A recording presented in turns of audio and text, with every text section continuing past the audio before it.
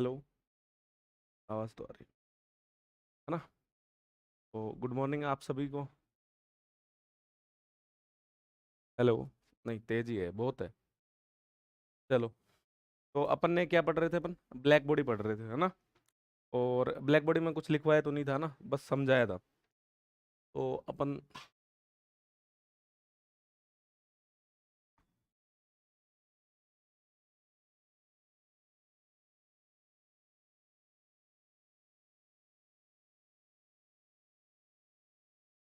Black body क्या होता है? मैंने कल बताया था कि एक ऐसी वस्तु है ना, या पिंड, ए बॉडी और ऑब्जेक्ट, जो क्या करती है कि हर प्रकार की जो वेव होती है, वे या वेवलेंथ की जो वेव होती है, उसको क्या कर लेती है? अब्जोर्व कर लेती है ना? अब्जोर्व मतलब अवशोषित कर लेती है उसको। फिर फिर बाद में उसको अपने हिसाब से इमिट भी कर देती है। कोई दिक्कत नहीं है ना? जितनी उस पे वेव इंसिडेंट हुई, वो सारी की सारी को क्या कर लेती है? अब्जोर्व कर लेती है। तो उसको बोलते हैं आइडियल ब्लैक बॉडी। क्या बोलते हैं? Ideal black body. और आइडियल ब्लैक बॉडी के लिए जो अब्सॉर्प्शन कोफिशिएंट जो होता है वो कितना होता है? 1। कितना होता है? 1, है ना? पर क्या ऐसा सच में संभव है? कोई चीज कंप्लीटली आइडियल हो सकती है? नहीं, है ना? इतनी आइडियल तो नहीं हो सकती, बट वो आइडियल के केस में अपन मानते हैं कि भाई वो जो है जितनी इंसिडेंट होंगे वो सारी को सारी को क्या कर लेगी? अब्सॉर्ब कर लेगी, है ना? समझ गए भाई? जितनी भी वेवलेंथ की उस पे क्या वेव जो है वो इंसिडेंट होगी, रेडिएशन जो इंसिडेंट होगी, उन सबको क्या कर लेगी? अब्सॉर्ब कर लेगी। ठीक है, लिखें इसको।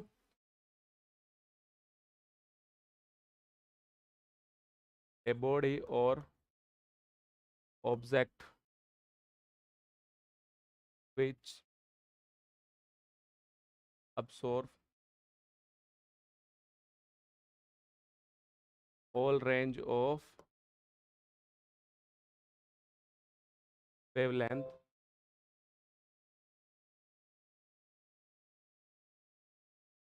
automatically save your text। नहीं, एक सेकंड तो नहीं।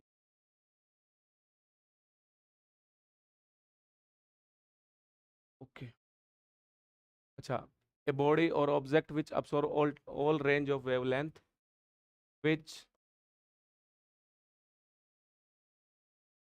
incident on its surface,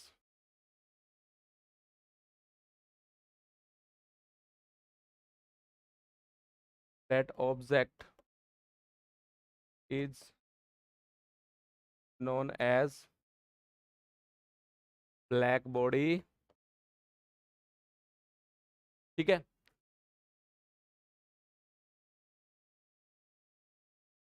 absorption coefficient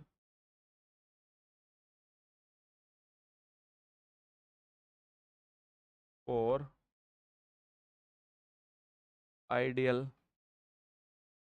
black body is a unit। है ना? वो कैसे होता है? जैसे ये वाला होता है ना, ई बराबर अपशाइन सिग्मा T4, ऐसे कुछ रिलेशन पढ़ते हैं अपन। तो इसमें जो है, ये तो है किसके लिए? जो अपनी रियल ब्लैक बॉडी होती है वैसा कुछ होता है ना। और ये अपसाइन क्या है? अब्सॉर्प्शन कोफिशिएंट है। तो अपसाइन का मान कितना हो जाता है? 1, है ना? आइडियल के, तो आइडियल के केस में आपका जो है वो क्या हो जाता है? ई बराबर आपका सिग्मा T4, है ना? ये वाला। और ये किसके केस में होता है? आपका आइडियल ब्लैक बॉडी के केस में। समझ गए ना? अब ये काम कहाँ आता है? ये जैसे ये फॉर्मूला और ये फॉर्मूला जो है वो कहाँ काम आते हैं? तो ये काम आते हैं नेट के पेपर में। जैसे अपने कोई यूनिवर्सिटी का एंट्रेंस एग्जाम होता है, उनमें काम आते हैं। वो क्या करते हैं? वो आपको जैसे यहाँ टेम्परेचर दे देते हैं, है ना? और वो आपको ये ई भी दे देते हैं। ठीक है, और दोनों चीजें दे देते हैं, और आपको सिग्मा आपको पता ही होता है ना? और वो सिग्मा से उनको कोई लेना देना भी नहीं होता। फिर वो आपसे इससे कंपेरिजन करवाते हैं। एक तो रियल का दे देंगे और एक आइडियल का दे देंगे। तो फिर देखो, इसमें तो अपसाइन है नहीं, इसमें अपसाइन है। तो वो बोलेंगे कि फिर अपसाइन का मान निकालो, और ये एक न्यूमेरिकल बन जाता है और कंपटीशन के पेपर में आ जाता है। तो इसलिए जो है इसको दोनों फॉर्मूले अपन ने लिखवा दिए। समझ गए ना? ठीक है, अब इसका वो वाला डायग्राम और बनवा दूं मैं तुम्हें, कि देखो, ये ऐसे समझो कि अपन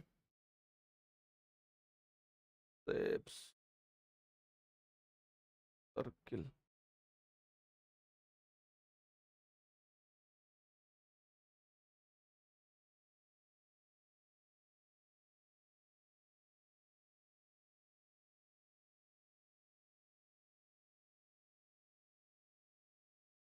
हम्म।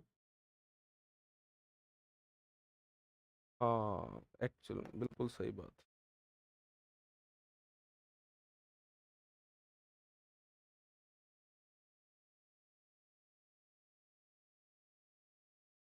है ना, एक ये हो गया, और एक इसी के अंदर और बना लेते हैं अपन कोई।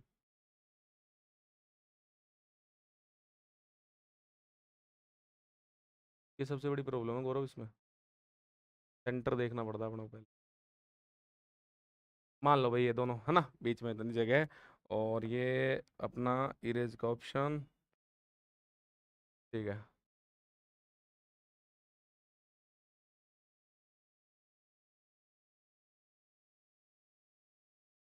आप क्यों नहीं हो रहा भाई?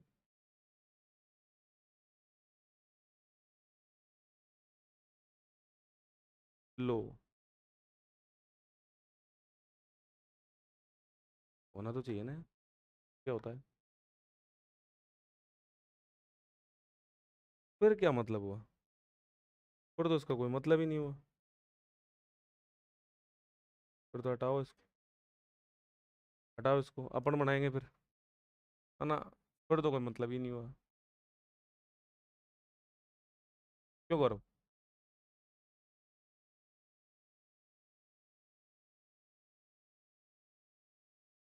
देखो मैं बता रहा था ना, इस पे दो कलर चल जाते हैं कई बार, है ना। अब ये मिट जाएगा अपने वाला।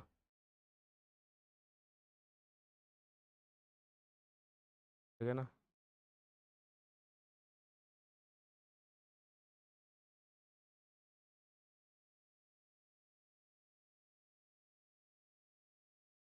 ये वाला। से पेन और सिलेक्ट करना पड़ेगा, सब कुछ तो सिलेक्ट है, फिर भी नाटक कर रहे हैं। चलो, अब यहाँ से देखो, यहाँ से मान लो कि कोई वेव आपकी इंसिडेंट हुई, रेडिएशन, ठीक है। अब ये इससे टकरा है। अब ये वेव क्या, जैसे इसमें जो है वो आपके क्या होंगे, एटम्स होंगे। ये वाला है नॉर्मल सी आपके।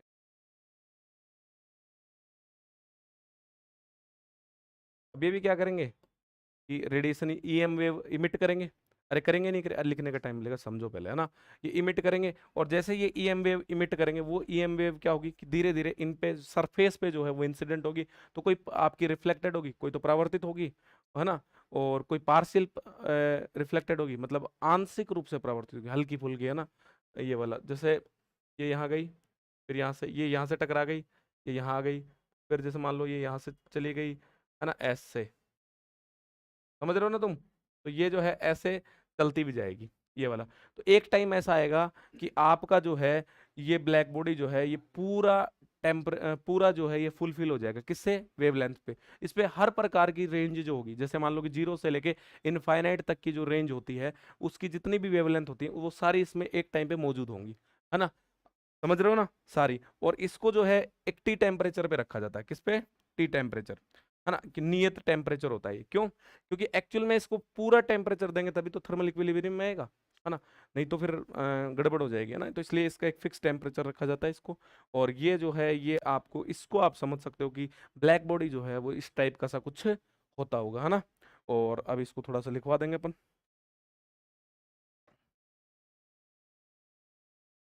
तो इसको, जैसे ब्लैक बॉडी है तो ये जो दो गोले बनाए, इसको इसको अपन क्या बोलते हैं, cavity.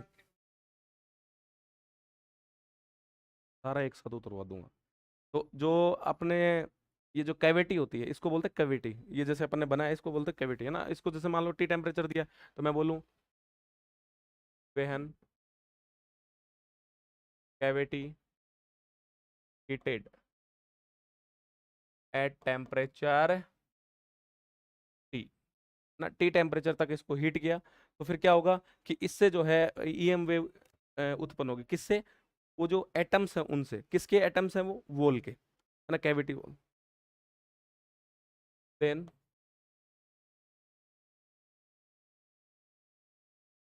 Then EM wave produced from cavity wall atoms. This wave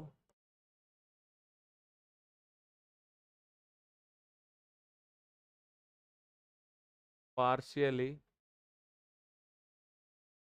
reflected by cavity walls. After some time, full volume of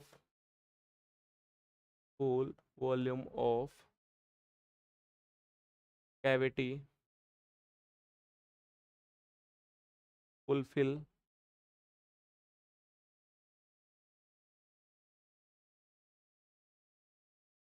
all range of radiation,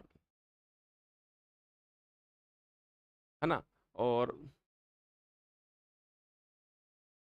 wavelength of radiation is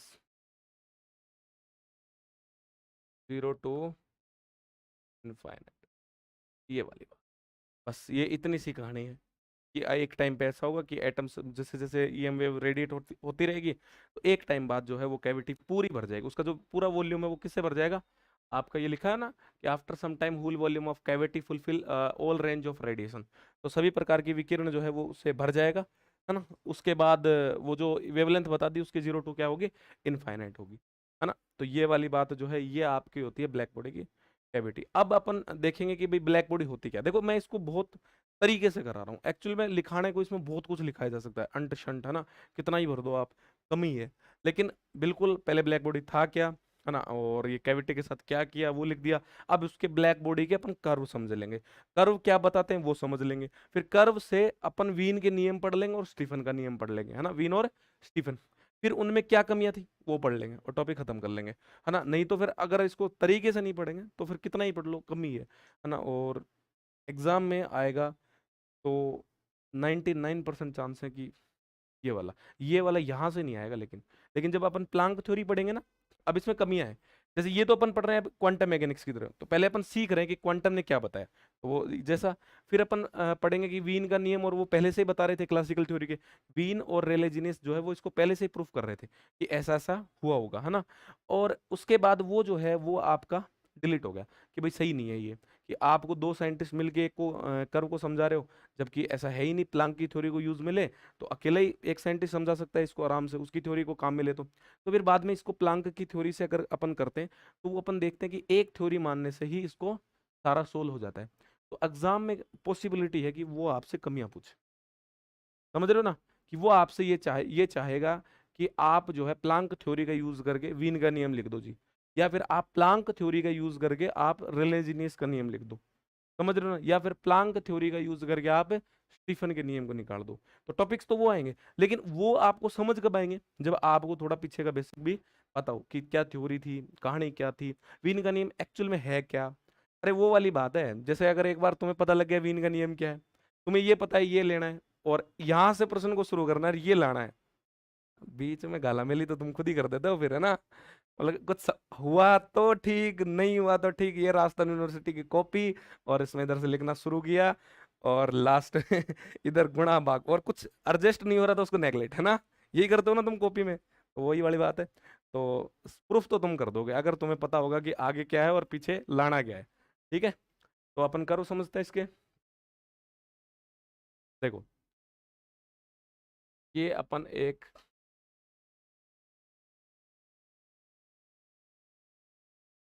graph पढ़ लेते हैं, है ना। ये जैसे मैं लेमडा में पढ़ रहा हूँ अभी वेवलेंथ में, ठीक है।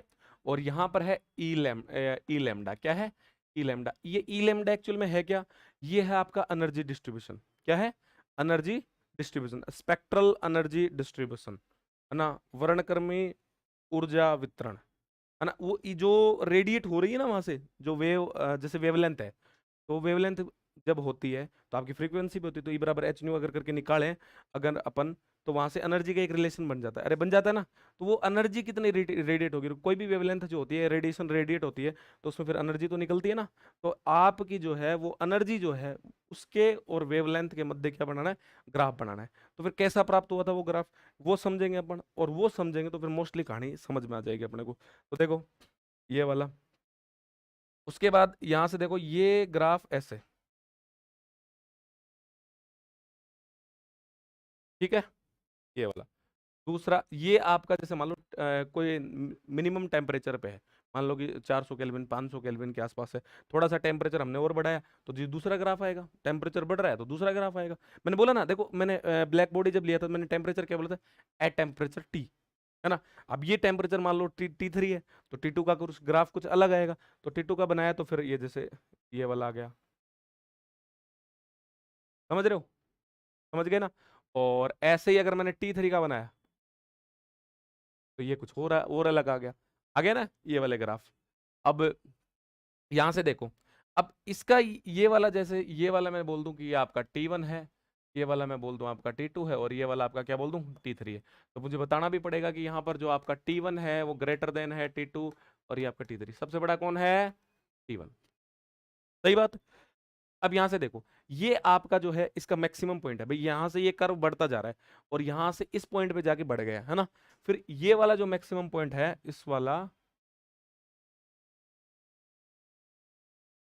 सारा एक जैसे ही चल रहा है, ऐसा क्यों, भूल जाता है कभी कभी, है ना। ये वाला, और ये इस वाले कर्व का मैक्सिमम पॉइंट है, तो इसको बोल दू लैम्डा, और ये आपका एम, और ये आपका 3। अच्छा लग रहा है, हाँ ये वाला। अब ये यहां से देखो, अब ये देखो इसका मैक्सिमम पॉइंट ये है, ये वाला, तो इससे लाऊं आपका,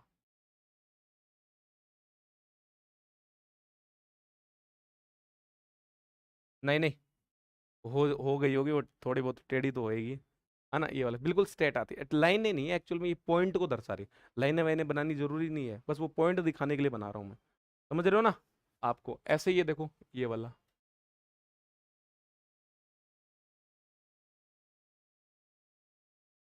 तो गौरव बताओ, बोलो फिक्स बताओ, रटना भी तो है वैसे, क्यों गौरव, ये वाला, समझ गए। तो ये तीन, अब यहां से देखो तुम, एक चीज और समझ में आ रही तुम्हें कि जैसे जैसे लेमडा बढ़ रहा है, मतलब टेम्परेचर बढ़ा रहे हैं, और इधर वाला, तो ये जो कर्व जो है, इनके जो ये पीक पॉइंट्स हैं ये शिफ्ट हो रहे हैं उधर जीरो की साइड। ये वाला अगर मैं जीरो बोल दूं तो जीरो की साइड क्या हो रहे हैं, शिफ्ट हो रहे हैं, अरे हो रहे नहीं हो रहे, ये वाले। तो ऐसा ही ग्राफ जब मैं फ्रीक्वेंसी में बनाऊंगा, आवर्ती में बनाऊंगा, फ्रीक्वेंसी में बनाऊंगा, तो फिर वो वाले उधर शिफ्ट होंगे मैक्सिमम की तरफ। क्यों, क्योंकि आपका न्यू बराबर क्या होता है, C बाई लैम्डा। तो इसका मतलब जो लैम्डा के साथ होगा उसका उल्टा किसके साथ होगा, फ्रीक्वेंसी के साथ। तो ये लैम्डा इधर शिफ्ट हो रहा है तो फ्रीक्वेंसी किधर शिफ्ट होगी, सर। अरे समझ में आ रहा है ना आराम से, तो ये वाला। अब यहां से देखो और चीजें, अब ये यहाँ देखो, ये वाला जो पहला वाला कर्व है, यहाँ पर एक एनर्जी की एक फिक्स वैल्यू आएगी यहाँ पर ई लैम्डा, अरे सही है। इसके लिए कुछ और फिक्स वैल्यू है, सही है। इसके लिए कुछ और फिक्स वैल्यू, अरे है नहीं है, सबके लिए अलग अलग फिक्स वैल्यू है ना।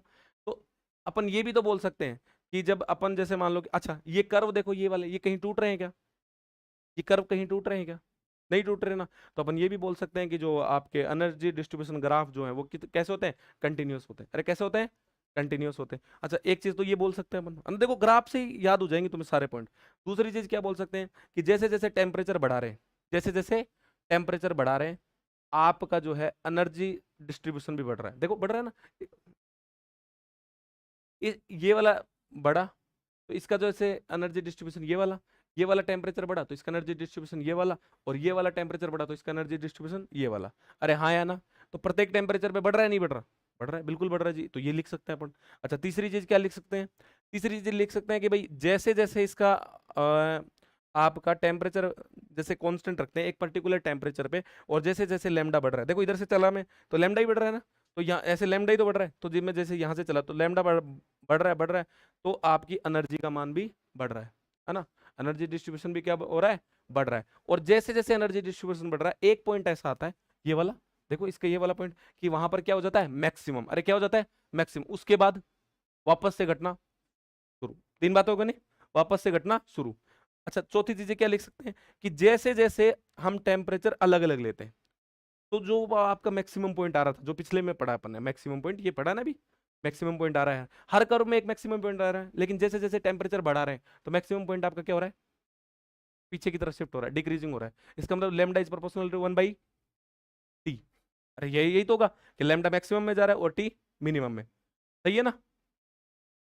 पल्ले पड़ रहा है को कविता, आ रहा है? हाँ, तो ये वाला, तो इससे फिर अपन वीन का नियम बता देंगे। अच्छा, फिर एरिया अंडर द कर्व क्या बताता है? Total energy distribution. और टोटल एनर्जी डिस्ट्रीब्यूशन क्या होता है? ई बराबर सिग्मा टी फोर, यानी कि स्टीफन का नियम। तो ये वाली जो पांच छह बातें हैं, ये ग्राफ बताते हैं।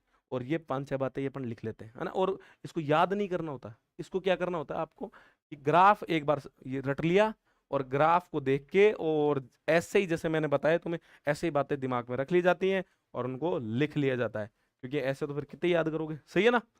अच्छा, सारा उतारने दूंगा, सारा उतारने का टाइम मिलेगा। एक सेकंड दूसरा और सुनो, कुछ भी नहीं छूटेगा, करो टेंशन नहीं लेना, है ना? ये वाला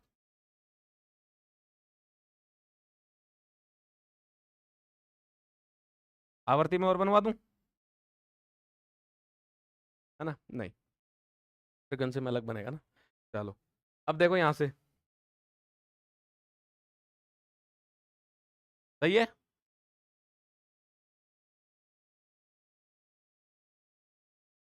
कलरफुल चाहिए तेरे को? ओह, ओह, नो।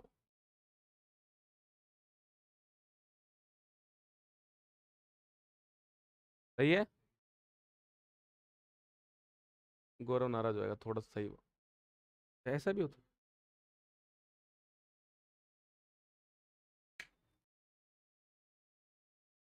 ये वाला तो ज्यादा बड़ा बना दिया था। नहीं, अब ठीक है, चला लेंगे यार काम। अब तुम्हें समझना तो है ही, वही कर्व आना चाहिए ये एक्चुअल में। अब ठीक है, ठीक है ना? अब ठीक है, चला लेंगे काम, चला लेंगे ना? हाँ, वो पीछे वाला परफेक्ट बन गया ना, तो ये ऐसा ही बनेगा अब। चलो, यहाँ से अब ये देखो, इस वाले का अब वही है, ये T3 टेम्परेचर, ये आपका T2, और ये आपका वही वापस T1 इज आपका ग्रेटर देन T2। ये कंडीशन ऑलवेज सस्टेनेबल, है ना? यहाँ से देखो, यहाँ से ये वाला पॉइंट है ना? तो ये आएगा आपका V न्यू, है ना? ये, और ये आपका M और 3। अच्छा, एक चीज बताऊं तुम्हें, अब यहाँ भी M ही आएगा। जैसे उस उधर M क्यों आ रहा था, मैक्सिमम, और ये भी मिनिमम। वो है, दोनों को लिखा किससे जाता है, M से ही। तो ये मिनिमम है, एक्चुअल में तो मिनिमम है, लेकिन अब दोनों M M, तो फिर इसको या तो पूरा लिख लो, और पूरा लिखोगे तो गंदा सा लगेगा, इसलिए इतना ही ठीक है अपने। और फिर ये वाला, ठीक है? और ये आपका न्यू M2, और फिर आपका ये वाला, समझ गए ना? ओहो, अच्छा, ये वाला, ये M1। स्लाइड ऊपर जाती है, अरे जाती है, सही है, बस। अरे पता तो सब था मेरे को, जब तो मैं ही तो कर रहा हूँ। अब ठीक लग रहा है? हाँ। ओ हो, अच्छा, अब ठीक लग रहा है, हाँ आ रहा है पूरा। ठीक है, तो ये वाला, बस इसमें यही कहानी है, बाकी वो बातें वो सारी वही है जो पिछले वाली थी, है ना? तो अब उतारो तुम, देखो अब आएगा उतारने में मजा। अब उतार, सब उतार रहे हैं, और तू तेरे साथ साथ सब साथ साथ नहीं उतारते, तेरे तेरे, है ना?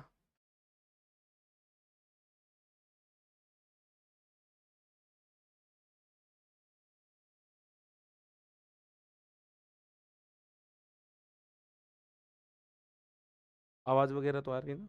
हाँ, आ तो रही है।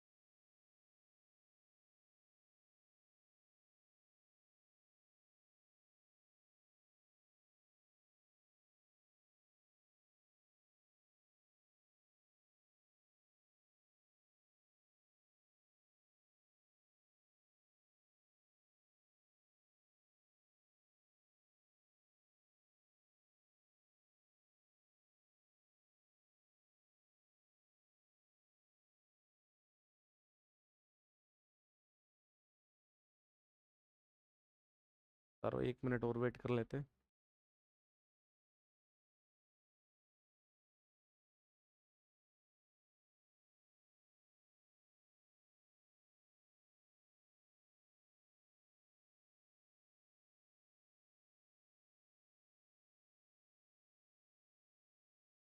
अच्छा एक चीज और बताऊं भाई, इसको ना साथ साथ पढ़ना है, सारे को पूरी क्वांटम को साथ साथ पढ़ना है। तुमने अगर ऐसे सोचा ना कि लास्ट में कर लेंगे, 1 यूनिट हो जाएगी तो पढ़ लेंगे ना, पहली यूनिट तो फिर भी एक साथ पढ़ लोगे तो चल जाएगा काम, है ना। दूसरी तीसरी चौथी ना मुना ना, सारी साथ साथ पढ़नी। जैसे जैसे टॉपिक हो जाए वैसे वैसे करने। मैं बता रहा हूँ, एक बार आ गई ना समझ में। हाँ, अगर एक बार आ गई ना समझ में, तुम्हें दोबारा पढ़ने की भी आवश्यकता नहीं, पेपर में पढ़ लेना डायरेक्ट। लेकिन अगर तुमने साथ साथ नहीं पढ़ी और तुम्हें समझ में नहीं आई भाई, यहाँ तो आ ही जाएगी, फिर घर जाके रिवाइज नहीं करो, भूल जाओगे, है ना। तो बस एक बार भूल गए फिर काम हो जाए, काम खत्म। अरे गौरव, तेरी बात अलग है ना। तू आइडियल है। नहीं, ये संडे को निकाल देंगे तेरी ये कमी भी है ना। हो गया।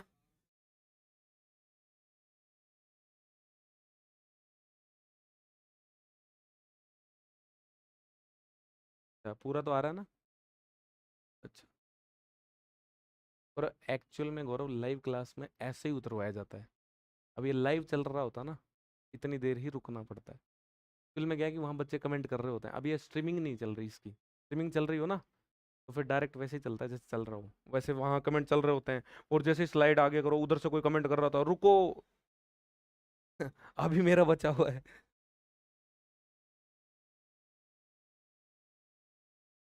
फिर धीरे धीरे क्या, ऐप पे वो स्क्रीनशॉट भी रस्टिकेट कर देते हैं। तो फिर उससे क्या होता है, क्या है, बच्चा स्क्रीनशॉट भी नहीं ले पाता और दोबारा बच्चा लेक्चर देखना नहीं चाहता।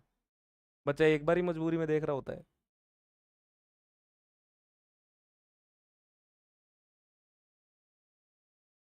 ये हमारे मानसू को ही देख लो, बेचारा मजबूरी में पढ़ रहा है, तो मतलब तो है नहीं। तो क्या हो गया। वो इतनी फॉर्मेलिटी नहीं करता गुरु मैं कोड हो रहा तो होने दे, लाइव वाले भी सुन लेंगे। चलाए आगे।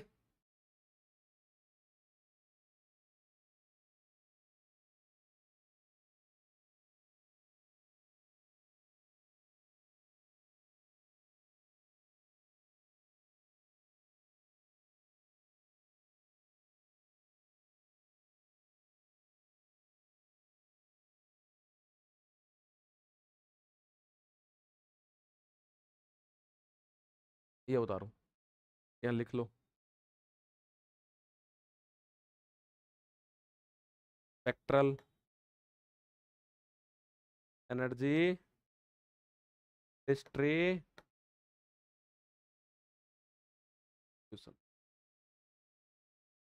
गौरव, उतार इसको फटाफट।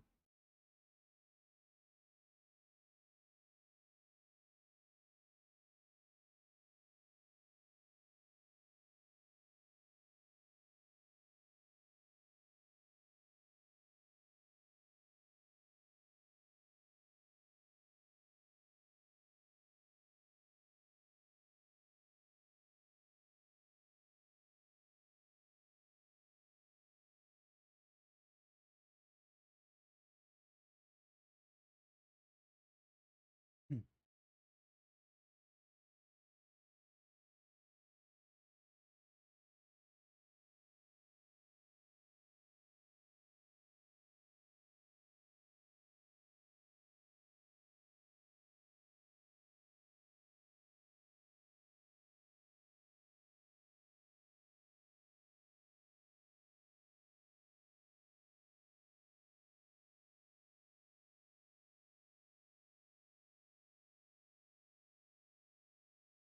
ये वाला कर्व ज्यादा अच्छा बना है ना। अच्छा, ऐसा भी है क्या।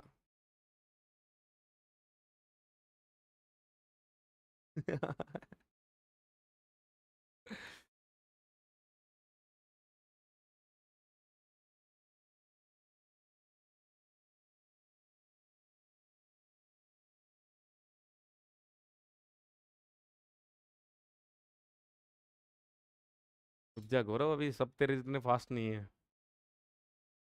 अभी बनेगा। हाँ देखो अभी तो, क्या बात है, क्या हमारे वाला ही पीछे चल रहा है। बना ले बना, बना ले। घर जाके शिकायत करेगा नहीं तू। तो मुझे बनाने नहीं दिया आज।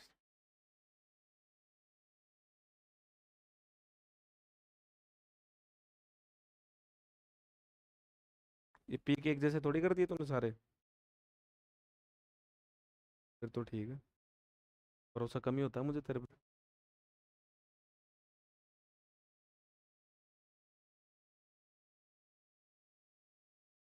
तो सुबह सुबह तुम्हें जोर तो आता होगा उठ के आने में, है ना? है ना? अब तू तो सोता ही 2 बजे है ना? कल मैंने वो ऐसे ही 2 बजे मैसेज किया कि भाई क्लास जो है वो नहीं होएगी, है ना? वो कल क्लास नहीं हुई थी ना। और गौरव ने उधर, मैं जैसे ही मैसेज करा, मैसेज मेरा पहले, मैं गया नहीं उस तक, उससे पहले रिप्लाई आ गया, वाई सर। क्यों? उसको रीजन बताया तुरंत, उसके बाद हो गया ठीक है ओके, मतलब हो गया काम। वाई सिर्फ ये फॉर्मेलिटी के लिए पूछ रहा था, ये तो इसको भी छुट्टी थी।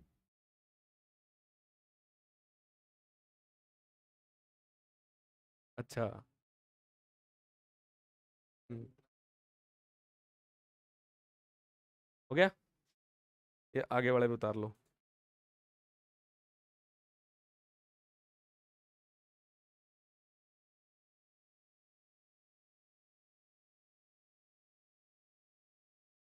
ये भी अपनी वही है एनर्जी, लेकिन ये in the range of wavelength, जैसे पहले वाली वेवलेंथ की रेंज में थी, और ये आपकी फ्रीक्वेंसी की रेंज में। इसीलिए इसको ईवी लिखा है ना, ये वाला। और ये वी नहीं है, न्यू है ना? लेकिन इसको जैसे तुम वी मत पढ़ना, ये आवर्ती है भाई, है ना? और ये फॉर्मूला एक बार, ये भी साइड में लिख लेना तुम, है ना? कि न्यू बराबर सी बाई लैम्डा, ये वाला।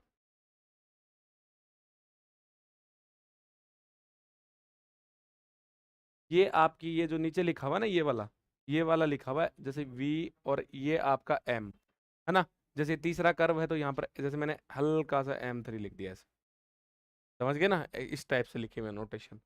कोई फर्क नहीं पड़ता, तुम्हारे समझ में आना चाहिए, तुम कुछ और लिख लो। हाँ ये 3 है पहले वाला, ये 2 है, ये 1 है ना? इसी हिसाब से बढ़ रहा है। अच्छा इसका देखो एक बार अवकलन करें तो, ये वाला, इसका अवकलन करें तो डी न्यू, और ये आपका सी बाई लैम्डा स्क्वायर, और ये आपका डी लैम्डा के सापेक्ष। तो ये भी कई बार काम हो जाता है ना? इसलिए इनको कॉपी के ऊपर कहीं साइड में लिख लेना कि ऐसा ऐसा भी होता है। वैसे तो तुमने सेकंड ईयर में पढ़ा होगा थर्मो में। गौरव का तो डिलीट हो चुका है, गौरव को तो याद नहीं है। पेपर हुआ, गौरव ने इरेज, क्या मतलब? और याद रखना भी नहीं होता गौरव, है ना? और क्या।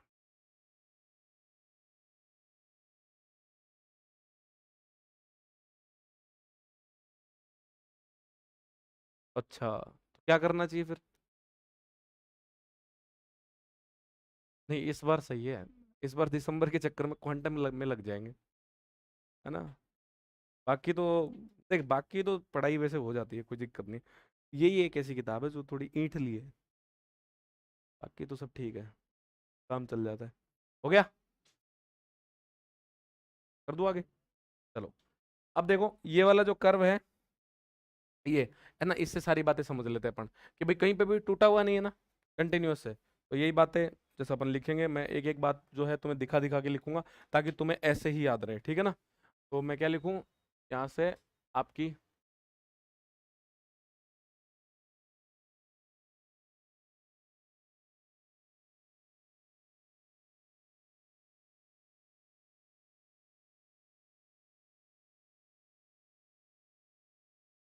Characteristic of spectral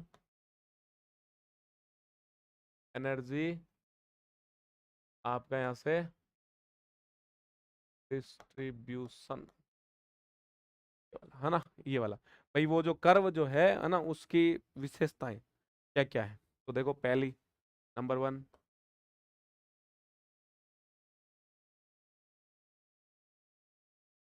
energy distribution graph is continuous. सही बात है, सतत है ना, कहीं भी टूट नहीं रहा है। एक वाली बात ये हो गई। अच्छा, दूसरी बात देखो कि जैसे जैसे टेम्परेचर का मान बढ़ा रहा हूँ, ग्राफ, अच्छा ये ओहो, तो यस,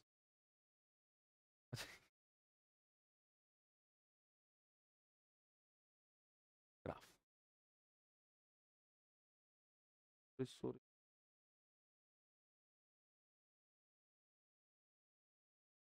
अच्छा, ग्राफ इज कंटिन्यूस हो गया। अब इसके बाद दूसरा क्या है कि टेम्परेचर का जैसे जैसे मान बढ़ाएंगे एनर्जी डिस्ट्रीब्यूशन क्या होगा, बढ़ेगा, है ना। देखो when temperature is increasing, है ना, then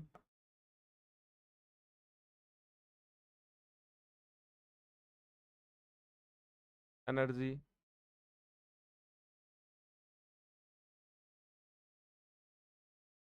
distribution is also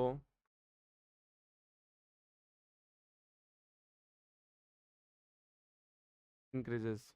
भाई फिर आपका एनर्जी डिस्ट्रीब्यूशन जो है वो भी क्या है, बढ़ता है जैसे जैसे टेम्परेचर बढ़ता है। जैसे देखो ये वाला ग्राफ, ये वाला, अब जैसे देखो ये टेम्परेचर था, अब T2 वापस बढ़ा, तो वापस देखो वैल्यू बढ़ी है। अब तुम बोलोगे देखो देखो यहाँ जो वैल्यू थी वो ये थी, लेकिन यहाँ पर जो वैल्यू वो ये है, अरे है नहीं है।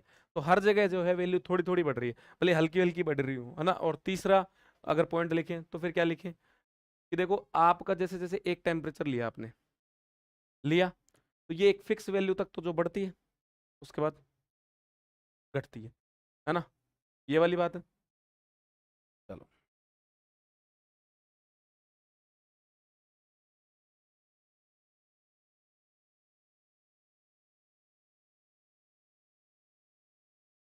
At a fix temperature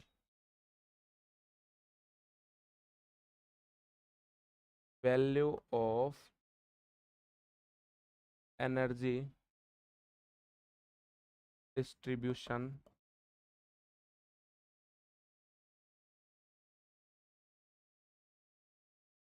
increasing at a fixed point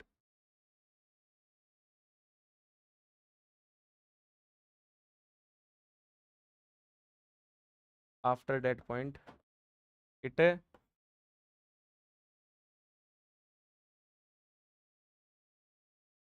after that point it decreases decreases। ठीक है, उसके बाद ये जो है वो घटती है, value of energy distribution increasing at a fix point after that point it decreases, बाद में वापस से जो है गिरनी शुरू हो जाती है। और कब, जब वेवलेंथ बढ़ती है ना, ये वाला मैं लिखूं, when we increase wavelength,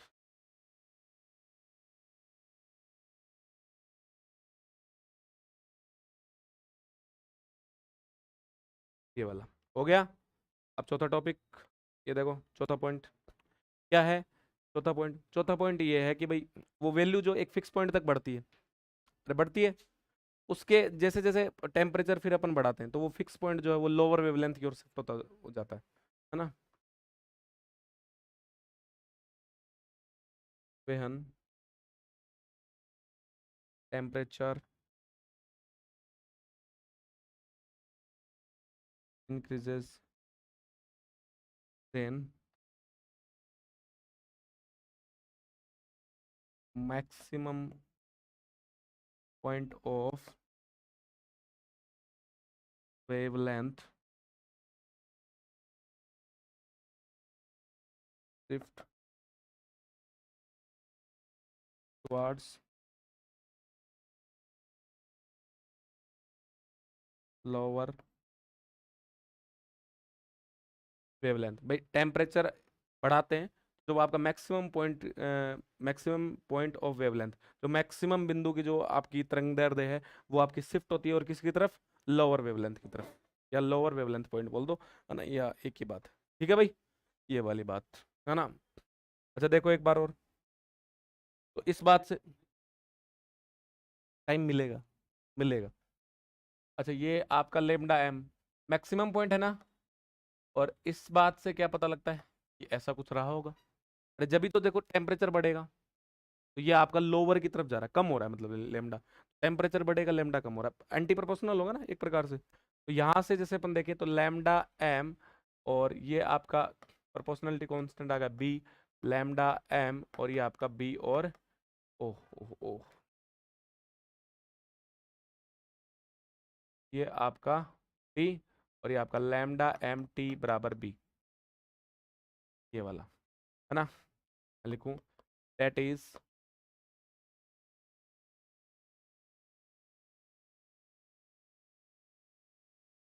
means आपका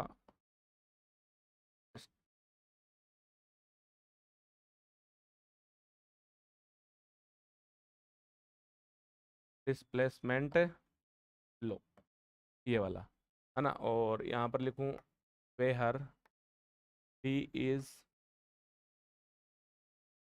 मीन्स कांस्टेंट, और वैल्यू क्या आ जाएगी बी की, ये आ जाएगी 2.898 इंटू 10⁻³ है ना। और ये आपका एम और के है ना, ये एम और के का मतलब क्या है, देखो लैम्डा मतलब मीटर, क्या मीटर, और ये आपका केल्विन है ना। हिंदी में क्यों लिख के दे रहा हूँ, क्योंकि तुम एम के को मिली केल्विन ना पढ़ लो, है ना, तुम्हारा कोई भरोसा नहीं है, समझ गए।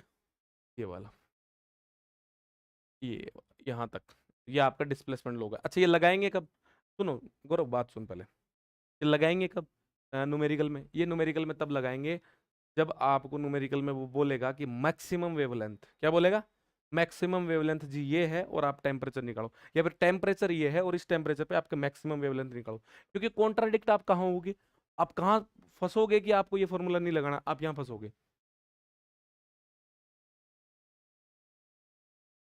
आप यहाँ फंसोगे।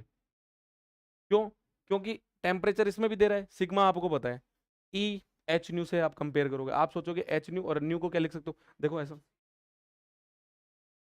आप यहाँ फंसोगे ये वाला, और इसको आप लिखोगे एच सी बाई लेमडा। आप सोचोगे कि लेमडा यहाँ से भी कैलकुलेट किया जा सकता है, और बिल्कुल किया जा सकता है, लेकिन ध्यान रखना वो सारे न्यूमेरिकल जिनमें वो मैक्सिमम की बात कर रहा है, कौन सा फॉर्मूला लगेगा, और वो सारे फॉर्मूले जिसमें आपको मैक्सिमम की बात नहीं कर रहा, वो ये वाला।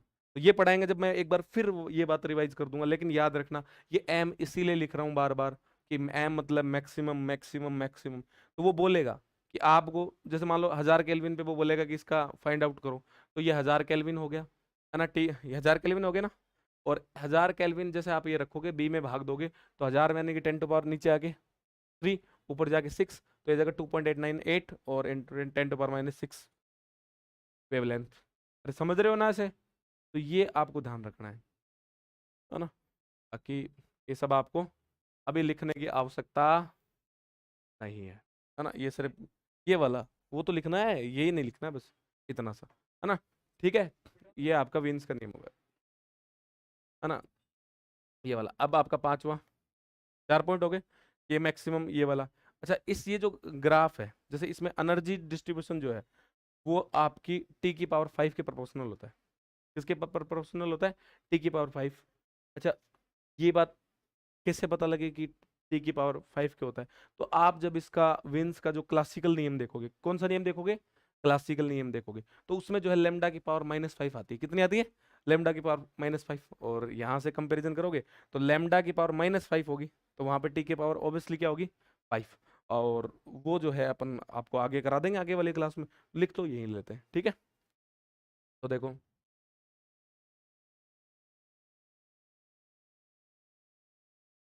Energy distribution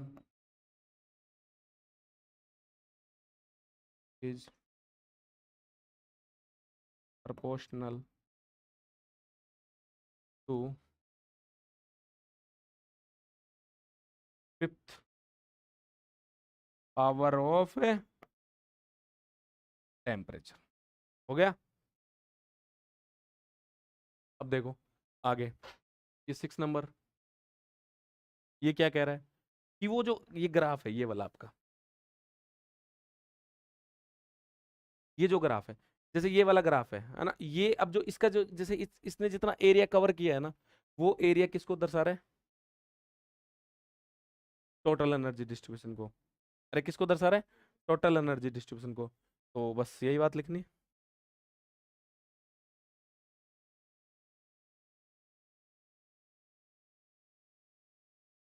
total area of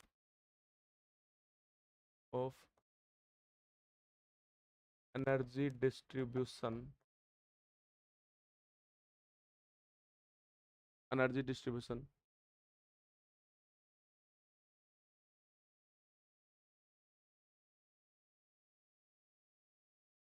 eight ए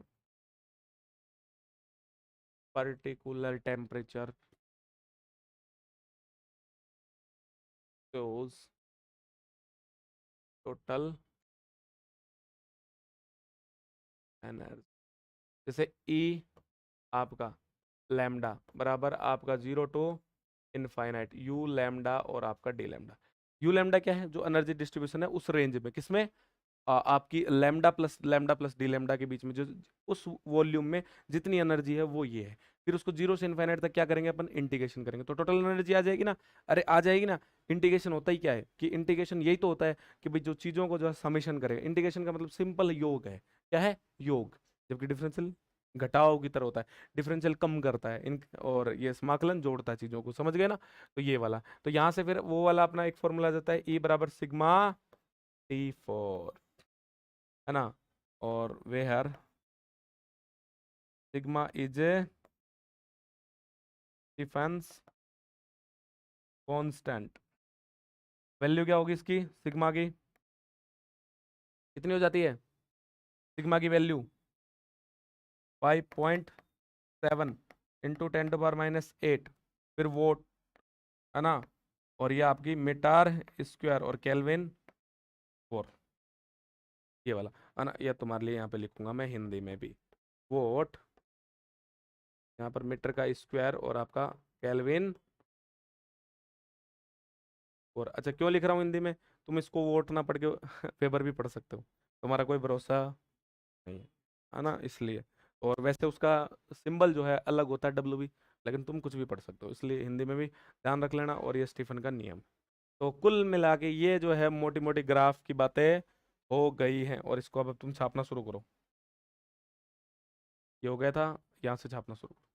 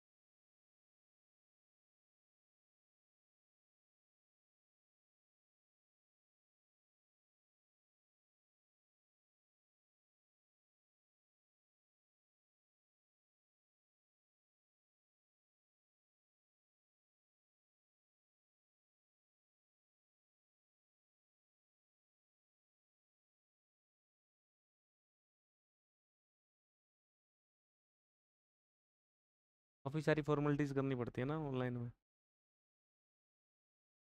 अभी यही ऑफलाइन होता तो अभी गौरव चिल्ला रहा होता, सर मैंने उतारा नहीं है और मैं मिटा चुका होता। हो गया? गौरव हो गया? चलो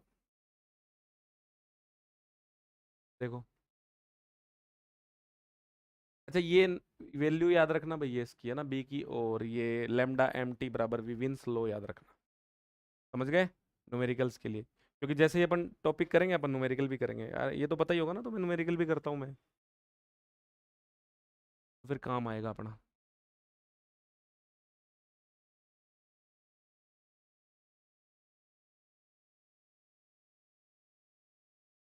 साथ साथ छाप लेता है तू। अच्छा।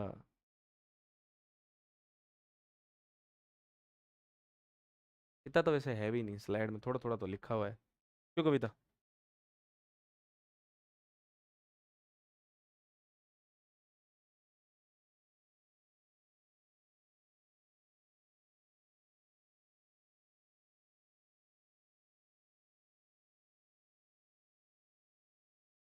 चले आगे।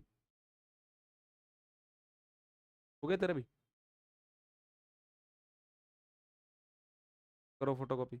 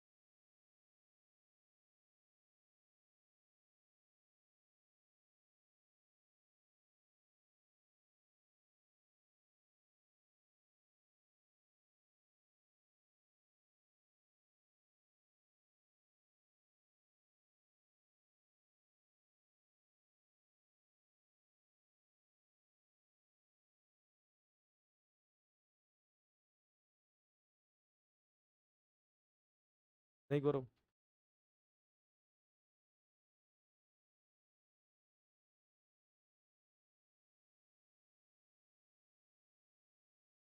हो गया?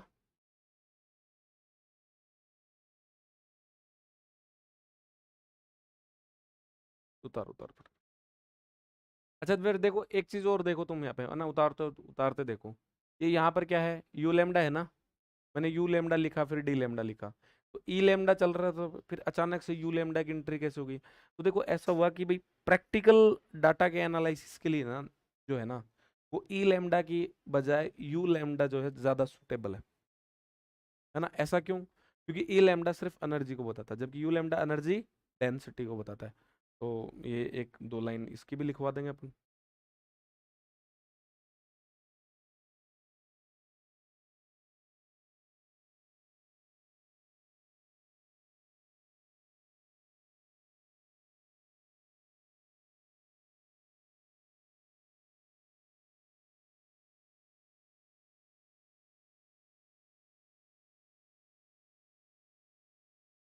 खूब देखते हैं तो तेरे को क्या ही पता है, 6 6 घंटे की भी देखते हैं, और अभी चलें आगे। हो गया ना? चलो, है ना। ये देखो, छोटी सी बात है, लिख दो। जैसे नोट लगा के, है ना, काम की नहीं है, बस पढ़ने के लिए ठीक है ना, याद व्याद नहीं रखनी इसको, है ना। और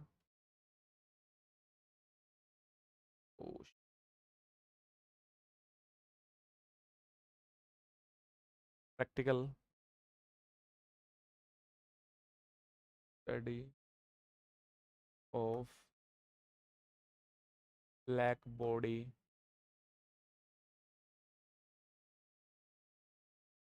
radiation, you lambda is more stable instead of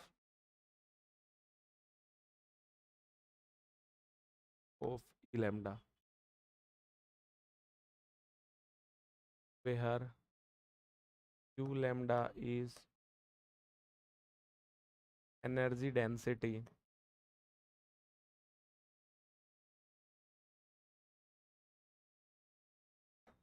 between two lambda D lambda is energy density between lambda two lambda plus D lambda wavelength range, है ना। तो फिर इसमें अपन एक रिलेशन भी पढ़ सकते हैं कि आपका जो ई लैम्डा जो है वो कितना होता है, 4/c, 4/c, और आपका यू लैम्डा होता है ना। वैसे कुछ खास काम का है नहीं। आह,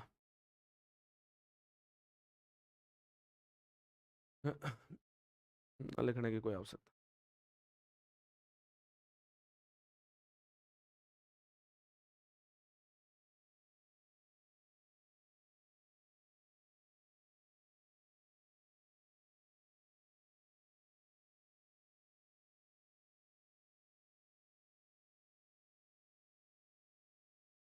लिखना चाहो तो तुम लिख सकते हो केवल,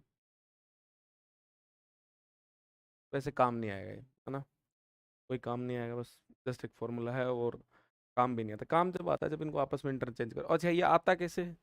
ये वैसे आता है जैसे अपन सॉलिड पढ़ते हैं ना, जैसे अपन सॉलिड पढ़ते हैं और कुछ उसमें थ्योरियां पढ़ते हैं जो अपन मानते हैं कि आठवां गोले का आठवां हिस्सा होगा। जैसे अपन ने सेकंड ईयर में वो पढ़ी थी हीट कैपेसिटी वाले टॉपिक्स, उनमें अपन मानते थे कि गोला है, गोले के 8वें आयतन में तो 1/8, फिर एन स्क्वायर एन, वो करते थे ना ऐसे कुछ।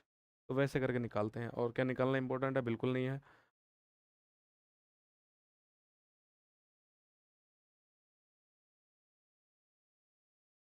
ठीक है, तो बाकी का करेंगे कल। और ये जैसे ब्लैक बॉडी वाला हो ही गया, आगे का जो है वो ब्लैक बॉडी में जैसे विन्स का नियम, और उसके बाद ये स्टीफन और ये नियम, फिर उनकी कमियां जैसे कल की क्लास में खत्म हो जाएगा। फिर उसके बाद प्लांक थ्योरी, फिर वापस से एक बार इस पे आएंगे। जैसे ये इसके जो नियम है वो क्वांटम थ्योरी से वापस से प्रूफ करेंगे, और 2 क्लास में जो है ये लट जाएगा पूरा। ठीक है।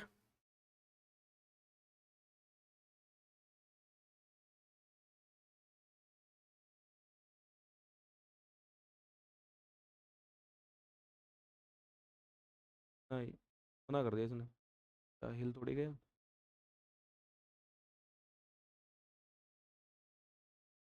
ऐसा भी होता है। ओके, नहीं एक बार बोल मानस, ऐसे बोलना, ये स्टॉप नहीं हो रहा।